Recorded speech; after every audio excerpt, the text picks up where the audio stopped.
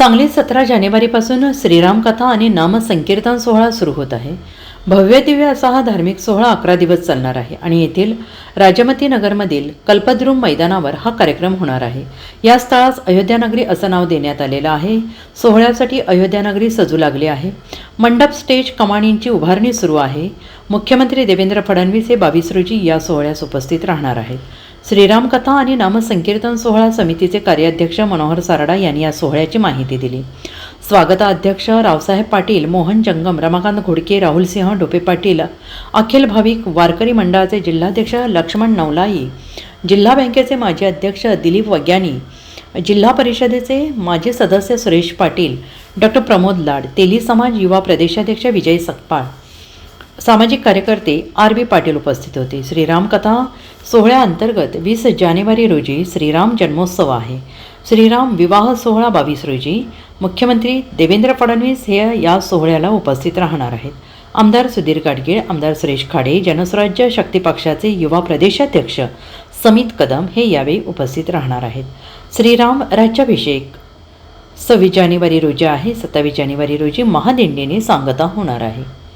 सांगली जिल्ह्यामध्ये 2023 नंतर आता 2025 जानेवारी महिन्यामध्ये पुन्हा आपण सर्व थरातील सर्व जाती धर्माच्या लोकांना एकत्रित घेऊन एक रामकथा व नामसंकीर्तन सोहळा सुसंपन्न करण्याकरता पुढाकार घेतलेला आहे. या कार्यक्रमामध्ये खास करून उस्मानाबाद केजचे समाधान महाराज शर्मा हे वक्ता म्हणून असणार आहेत.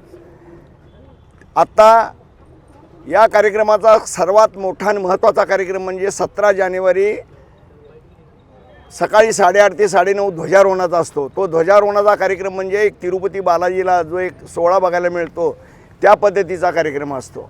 त्यानंतर या सोहळ्यानंतर दुसऱ्या दिवशी सकाळी 18 तारखेला राम मंदिर चौकातून शोभायात्रा निघणार, कलशयात्रा निघणार, अनेक महिलांची मंडळे यामध्ये असणार.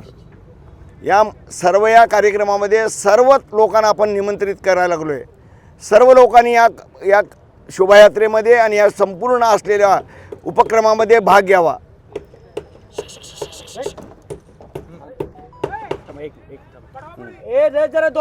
तर त्यानंतर ती कलशयात्रा इथं आल्यानंतर देवस्थापना म्हणून एक नियमानं होत असते. त्यानंतर पांडुरंगाची आणि रामाची स्थापना होत असते. स्थापना झाल्यानंतर त्या दिवशी दीपप्रज्वलन करून ह्या कार्यक्रमाचा प्रारंभ होईल. दुपारी 2:30 ते 6 पुन्हा आपल्या इथं कथेचं श्रवण सुरू होणार. 6 वाजता कथा संपल्यानंतर आरती, प्रसाद आणि नित्यक्रम. त्यानंतर संध्याकाळी 7:30 ते 9:30 इथं नामसंकीर्तन सोहळा म्हणजे वेगळ्या वेगळ्या राष्ट्रीय कीर्तनकारांना आपण इथं बोलवलेलं आहे. एक कीर्तनकार एक दिवशी आहेत. 11 दिवशी 11 वेगळे वेगळे कीर्तनकार आहेत. त्यामुळे चैतन्य महाराज देगलूरकर हे देखील 23 तारखेला इथे येणार आहेत. म्हणजे मला या कार्यक्रमामध्ये नागरिकांना असं आव्हान करायचं आहे की 20 तारीख, 22 तारीख आणि 26 तारीख रामजन्म, रामविवाह आणि रामराज्याभिषेक हे तिन्ही उत्सव होणार आहेत. 27 तारखेला महादिंडी निघून ह्याचा समापन होणार, महाप्रसाद होणार आहे.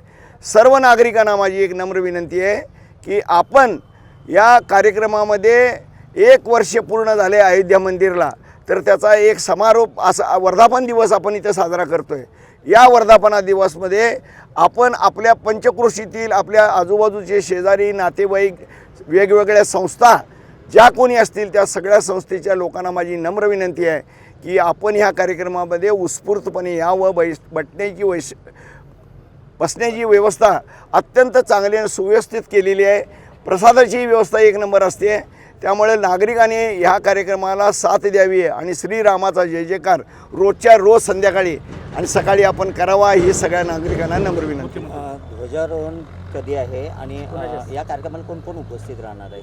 ध्वजारोहणाच्या कार्यक्रमाला आपल्या पंचक्रोशीतले सगळे आमदार, खासदार आणि उद्योजक, व्यापारी, सगळे संत महंत, कोटणीस महाराज, झेंडे महाराज, केळकर महाराज, नंतर सगळे शिवाचार्य महाराज म्हणून आहेत आपले इथले शिवलिंग. आणि संभाजीराव भिडे गुरुजींच्या हस्ते, सगळ्यांच्याच हस्ते होणार ते कार्यक्रम. पूजा अगदी 11 ब्राह्मण असणार आहेत.